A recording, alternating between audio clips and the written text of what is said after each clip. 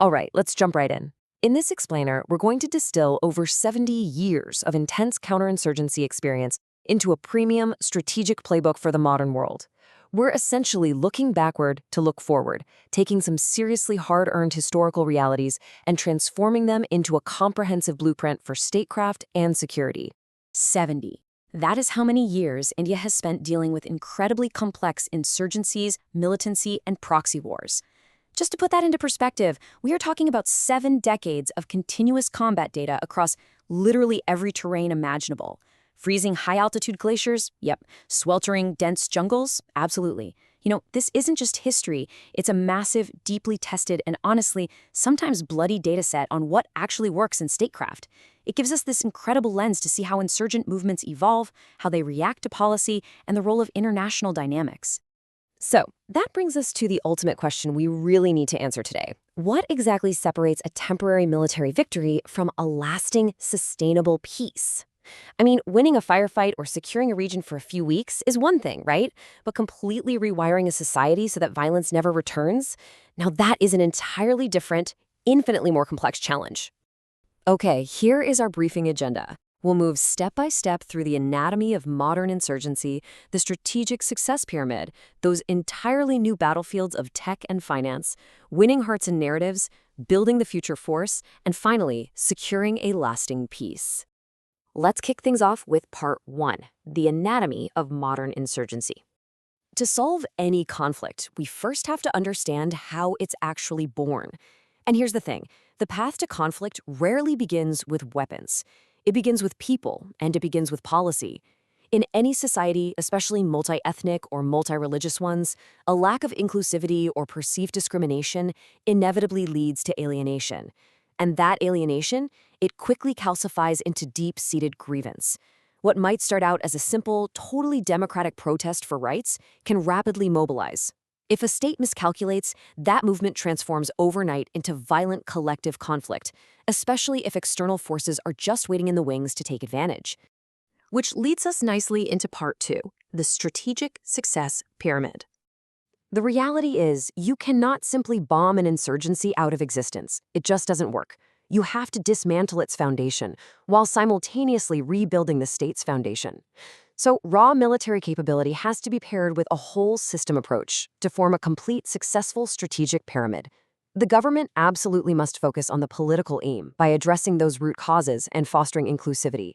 Security forces need a very clear mandate and small team agility. Intelligence agencies ensure unity of effort by sharing timely, actionable data. But crucially, development and diplomacy build the ultimate weapon, the legitimacy of the state.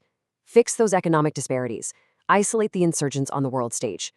Every single pillar here has to hold its weight, or the whole structure just collapses. Moving on to part 3, those new battlefields of tech and finance. As conflicts evolve, they move far beyond traditional physical warfare into the invisible realms of technology and finance. And financial warfare, it's a total domino effect. Insurgencies run on money, we're talking illegal taxes, external state sponsorship, smuggling. But if you choke those illegal funds, just like we saw historically during Sri Lanka's Elam War IV, you trigger a rapid, steep decline in insurgent networks. Without the cash to pay cadres or buy arms, you induce crippling operational weakness on the ground before a single shot is even fired. Now, right parallel to choking finances is the technology battlefield. Today, tech is the ultimate force multiplier. Drones and UAVs for overhead surveillance, cutting-edge cyber warfare capabilities, advanced location sensors, and secure communications interceptors, these aren't just cool gadgets. They grant the precise, actionable intelligence required to neutralize threats effectively, all while completely minimizing the massive, clumsy physical footprint of past wars. All right, part 4, winning hearts and narratives. At the end of the day, an insurgency is essentially a battle for the population. It's a really delicate balance. Securing regional stability relies equally on building local trust and securing active support. To pull this off, security operations must be incredibly clean. That means a carefully calibrated use of force with absolutely zero tolerance for civilian casualties or collateral damage. Maintaining local trust through humane treatment and rapid developmental projects isn't just a moral imperative, it's the absolute bedrock for getting actionable intelligence and maintaining stability. But look, doing good on the ground is completely useless if you lose the information war. In today's world, dominating the narrative with proactive, factual transparency is just as critical as neutralizing an enemy's stronghold. You absolutely need a dedicated media strategy to ensure that digital and social platforms aren't just hijacked by separatist elements or external forces trying to twist the truth of your operations. Let's look at Part 5, Building the Future Force. Understanding all these diverse, invisible battlefields forces us to fundamentally rethink how we structure our military response. Using massive, conventional tank formations for nuanced, irregular warfare, it's kind of like using a sledgehammer for brain surgery. It often ends up being totally counterproductive. What's really required is a dedicated out-of-area contingency force, or an OAAC. This is a specialized, highly structured unit designed specifically for rapid, independent missions in volatile regions, letting the state adapt to modern threats without overstretching the standard military. This future force model relies heavily on a few key things. First, a rapid response element roughly division-sized.